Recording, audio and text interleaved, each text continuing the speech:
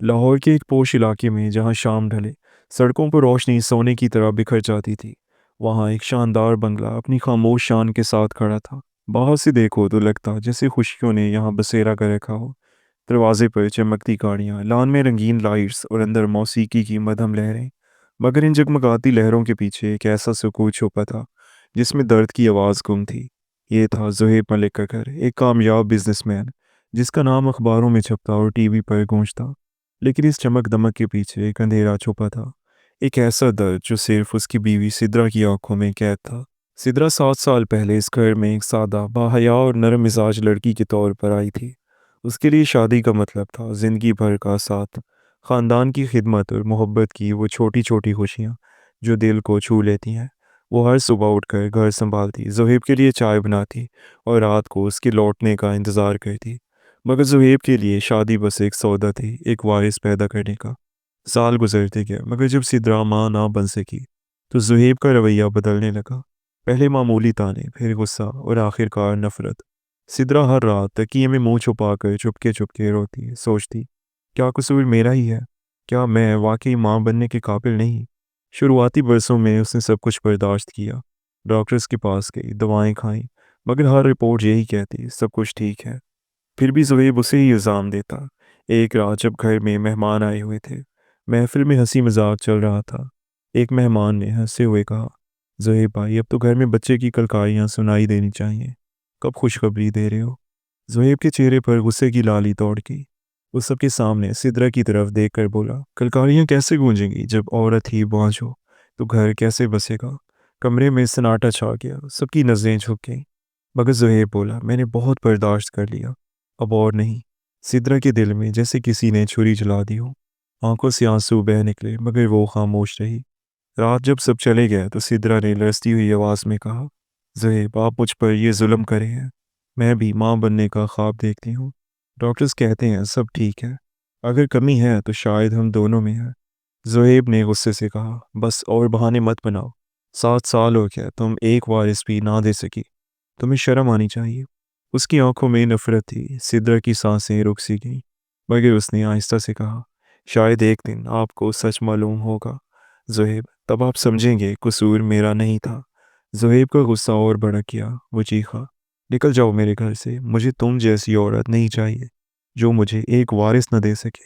सिद्रा ने आंसू पूछे आखिरी बार उस घर की तरफ देखा, वही घर जहां उसने मोहब्बत के ख्वाब देखे थे। वो रात की सर्द हवा में निकल गई। चांदनी सड़कों पर चलती हुई वो सोचती रही, क्या मेरी ज़िंदगी का यही अंजाम है? क्या मैं हमेशा इस दाग के साथ जीती रहूंगी? आसमान की तरफ देखा तो आंखों से आंसू गिरने लगे, जैसे सितारे भी उसका दुख सुन रही हों। मगर तकदीर ने उसके लिए कुछ और लिख रखा था।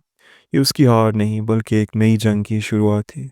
वो तन्हा सड़कों पर चलती रही, बेमंजिल, थकी और टूटी हुई। आखिरकार कदम खुद ब खुद उसकी बचपन की सहेली आयशा के घर की तरफ मुड़ गया। दरवाज़ा खटखटाते ही आयशा ने उसे देखा। चेहरा आंसुओं से भीगा, बाल बिखरे हुए, आंखों में बेबसी। अरे सिद्रा, ये क्या हाल बना रखे है तूने? अंदर आ। आयशा ने उसे गले से लगा लिया और सिद्रा फूट फूट कर रोने लगी। 7 साल का दर्द एक साथ बह निकला। आयशा ने नरमी से कहा, रो ले सिद्रा, दिल हल्का हो जाएगा। कल हम हॉस्पिटल चलेंगे, सब हकीकत सामने आ जाएगी। अगले दिन दोनों हॉस्पिटल पहुंचे। डॉक्टर ने टेस्ट करवाने को कहा। सिद्रा के हाथ कांप रहे थे, दिल में खौफ और उम्मीद दोनों थे। 2 दिन बाद जब रिपोर्ट आई तो डॉक्टर्स ने संजीदगी से कहा, सिद्रा बीबी, आप बिल्कुल ठीक हैं, आप में कोई कमी नहीं। मसला आपके शौहर की तरफ से है। सिद्रा के आंसू बहने लगे, मगर इस बार वो दर्द के नहीं बल्कि जीत के आंसू थे।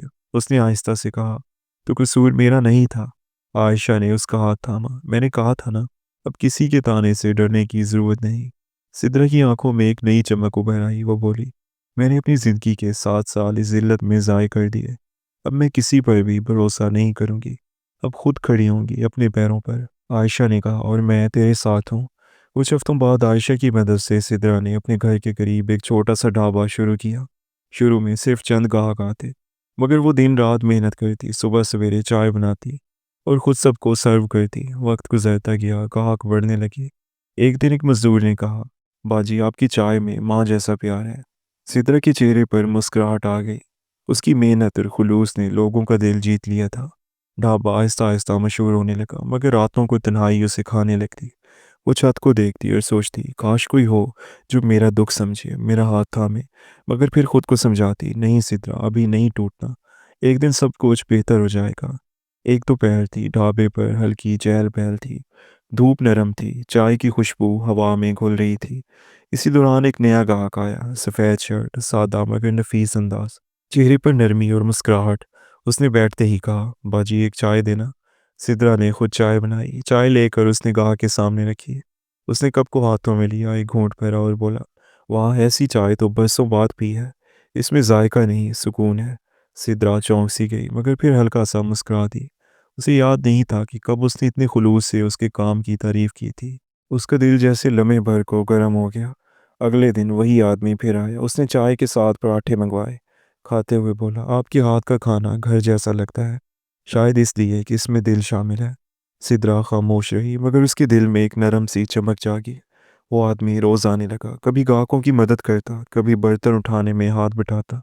सिद्रा ने एक दिन हंसते हुए कहा, लगता है आप यहाँ काम करने लगेंगे। वो भी मुस्कुरा कर बोला, अगर इजाज़त हो तो मैं पार्ट टाइम काम कर सकता हूँ। सिद्रा की होंठों पर मुस्कुराहट गहरी हो गई। उसका नाम आरिफ था, एक शरीफ, सादा और दयानतदार अकाउंटेंट जो पास के दफ्तर में नौकरी करता था। दिन गुजरते गए, आरिफ और सिद्रा की बातों में अपनाइत बढ़ने लगी। आरिफ ने कभी सिद्रा के माजी के बारे में नहीं पूछा। वो उसे वैसे ही कबूल करता जैसे वो थी, एक मेहनती, मजबूत औरत जो जिंदगी के जख्मों के बावजूद जीने की हिम्मत रखती थी। सिद्रा को पहली बार किसी के सामने खुद होने का सुकून महसूस हुआ। एक शाम जब ढाबा बंद होने वाला था, आरिफ ने नरमी से कहा, सिद्रा, मुझे नहीं मालूम तुम्हारी ज़िंदगी में कितने तूफान आए हैं, मगर मैं इतना ज़रूर जानता हूँ कि तुम बहुत बहादुर हो। अगर तुम इजाज़त दो तो मैं तुम्हारे साथ रहना चाहता हूँ, तुम्हारा बोझ बांटना चाहता हूँ। सिद्रा की आंखों में आंसू आ गया। उसने धीरे से कहा, आरिफ, मुझे डर लगता है, मैंने पहले बहुत धोखा देखा है। आरिफ ने नरमी से कहा, मैं धोखा नहीं दूंगा सिद्रा, मैं सिर्फ इज्जत और सुकून देना चाहता हूँ। उस रात सिद्रा ने दुआ में हाथ उठाए, ऐ परवरदिगार, अगर इस रिश्ते में हमारे लिए बेहतरी है तो मुझे हिम्मत दे इसे कबूल करने की। आंसू उसकी दुआ में घुल गए और दिल में नई उम्मीद जागी। चंद हफ्तों बाद दोनों ने सादगी से निकाह कर लिया। गवाह सिर्फ आयशा और चंद करीबी लोग थे। ना कोई दिखावा, ना शोर, बस एक पुरसुकून बंधन। जिंदगी ने सिद्रा को नया मोड़ दिया। अब वो अकेली नहीं थी, आरिफ उसके साथ था, एक सच्चा साथी। कुछ ही वक्त बाद सिद्रा ने अपने वजूद में तब्दीली महसूस की। दिल धड़कने लगा जैसे कोई नया ख्वाब जाग उठा हो। डॉक्टर से चेक करवाया तो खबर मिली वो हामला है। सिद्रा की आंखों से आंसू निकल आए, मगर ये आंसू शुक्र के थे। अल्लाह ताला, तेरा शुक्र है, तूने मेरी सुन ली। चंद ही महीनों बाद जब दोबारा टेस्ट हुआ तो डॉक्टर ने मुस्कुरा कर कहा, मुबारक हो सिद्रा बीबी, आप एक नहीं बल्कि 3 बच्चों की मां बनने वाली हैं। सिद्रा के दिल में खुशी के तूफान ने जन्म लिया, जिसे कभी किसी ने बांझ कहकर घर से निकाल दिया था। वो अब 3 नन्ही जानों की मां बनने जा रही थी। उसने आरिफ की तरफ देखा, आंखों में आंसू, होठों पर मुस्कुराहट, और कहा, ये है अल्लाह ताला का इंसाफ। आरिफ ने उसे गले लगा लिया और दोनों के ख्वाबों में नई जिंदगी के रंग भर गया। वक्त गुजरता गया, उनके घर में बच्चों की आवाज़ें गूंजने लगी। सिद्रा के चेहरे पर इत्मीनान की रोशनी थी। वो कहती, ज़ुएब ने मुझे तोड़ा नहीं बल्कि मजबूत बनाया। और आरिफ हमेशा जवाब देता, ये तेरी मेहनत की और सब्र का नतीजा है सिद्रा। उनके छोटे से घर में सुकून, हंसी और शुक्र भरा माहौल था। वक्त गुजरता गया, सिद्रा और आरिफ की ज़िंदगी खुशियों से भर गई थी। उनके तीनों बच्चे, 2 बेटियां और एक बेटा, उनके घर की रौनक बन चुके थे। हर सुबह बच्चों की आवाज़ें फिजा में गूंजती। आरिफ चाय पीते हुए मुस्कुराता और कहता, सिद्रा, ये तेरी दुआओं का फल है। सिद्रा जवाब देती, आरिफ, ये अल्लाह ताला का इंसाफ है, जिसने मेरी आंखों से बरसों का दुख धो डाला। दूसरी तरफ जुहेब की ज़िंदगी में अंधेरा फैलता जा रहा था। दौलत उसके पास अब भी थी, मगर दिल से सुकून रूठ चुका था। सिद्रा के जाने के बाद उसके घर की दीवारें सूनी लगती थीं। लोगों की बातें उससे चुभने लगी थीं। ज़ुहैब ने अपनी बीवी को बांझ कहकर निकाला था, असल में तो वो खुद ही। ये जुमले उसके गुरूर पर चाकू की तरह चलते। महफिलों में अब वो हंसता तो था, मगर हंसी के पीछे खालीपन छुपा होता। एक दिन आईने के सामने खड़े होकर उसने खुद से कहा, मुझे अपनी इज्जत वापस लानी होगी। सिद्रा ने मुझे शर्मिंदा किया था, अब मैं उसे नीचा दिखाऊंगा। वो गुरूर में अंधा हो चुका था। कुछ ही महीनों में उसने अपने से काफ़ी छोटी लड़की नेहा से शादी तय कर ली। नेहा को ज़ुबीब की दौलत ने लभाया था। शादी की तैयारियां ज़ोरों पर थीं। 5 स्टार होटल बुक हुआ, महंगे कार्ड्स छपे और शहर के बड़े बड़े नाम मदऊ किए गए। ज़ुबैब ने दिल में एक और मंसूबा बांध लिया। सिद्रा को बुलाऊंगा ताकि सबके सामने उसे एहसास हो कि वो क्या खो चुकी है। उसने दावतनामा सिद्रा को भिजवा दिया। जब सिद्रा के हाथ में वो कार्ड पहुंचा तो दिल एक लम्हे को रुक सा गया। माजी के जख्म फिर हरे हो गए। मगर आरिफ ने उसका हाथ पकड़ कर कहा, सिद्रा अब तो वो कमज़ोर औरत नहीं जो कभी थी। ये तेरा इम्तहान है, इसे फ़ख्र के साथ पूरा करो। सिद्रा ने गहरी सांस ली और कहा, हाँ अब वक्त है कि सच सबके सामने आए। शादी का दिन था। होटल रोशनियों में नहाया हुआ था। अंदर जुहेब शानदार शेरवानी में गुरूर के साथ सबको खुशामदीद कह रहा था। नेहा दुल्हन के लिबास में सजी बैठी थी। हाल खुशबू, कहकों और फ़ख्र के शोर से भरा हुआ था। अचानक बाहर से एक चमकती हुई गाड़ी रुकी। एक शानदार गाड़ी। सबकी नज़रें दरवाजे पर जा टिकी। दरवाज़ा खुला और बाहर निकली सिद्रा। उसके साथ आरिफ था और उसके साथ 3 नन्हे से बच्चे थे। सिद्रा की साड़ी में वकार था, चेहरे पर रोशनी और आंखों में इत्मीनान। सबके लबों से सरगोशियां फूटने लगी। ये तो वही सिद्रा है जिसे ज़ुहैब ने बाँझ कहकर निकाला था। और देखो अब तो इसके पास 3 बच्चे हैं। हाल में जैसे सन्नाटा छा गया। ज़ुहैब का चेहरा जर्द पड़ गया, जैसे ज़मीन उसके कदमों तले से निकल गई हो। नेहा को भी किसी तरह से मालूम हो गया कि ये ज़ुहैब की साबका बीवी है। नेहा ने गुस्से से कहा, ज़ुहैब तुमने मुझसे झूठ बोला। बाँझ वो नहीं तुम हो। इतना कहकर वो उठ खड़ी हुई और सबके सामने उसे छोड़कर चली गई। हाल में मुकम्मल सन्नाटा छा गया। ज़ुहैब की नज़रें झुक गई, होंठ कांपने लगे। वो सिद्रा के पास आया, आहिस्ता से बोला, सिद्रा मुझे माफ़ कर दो, मैंने बहुत जुल्म किया तुम पर। सिद्रा ने मुस्कुरा कर जवाब दिया, मैंने तुम्हें बहुत पहले माफ़ कर दिया ज़ुहैब। मगर याद रखो, इज़्ज़त और मोहब्बत कभी दौलत से नहीं खरीदी जा सकती। उसकी आवाज़ में नरमी थी, मगर अल्फाज में वो वज़न था जो किसी को जड़ से हिला दे। लोग तालियां बजाते रहे। ज़ुहैब खामोश खड़ा रहा, अपनी ही बनाई हुई जाल में फंसा हुआ। कुछ हफ्तों बाद उसका कारोबार भी गिरने लगा। पार्टनर्स ने मुंह मोड़ लिया, लोग एतमाद खो बैठे। वो करोड़ों का मालिक था, मगर दिल से बिल्कुल खाली। तन्हाई और शर्मिंदगी उसकी सज़ा बन गई। उधर सिद्रा और आरिफ के घर खुशियों की बहार थी। बच्चे खेलते, हंसते और रौनक लगाए रखते। एक शाम सिद्रा कुर्सी पर बैठी थी। तीनों बच्चे उसके इर्द गिर्द खेल रहे थे। आरिफ साथ ही बैठा मुस्कुरा रहा था। ठंडी हवा चल रही थी, आसमान पर हल्की सी रोशनी थी।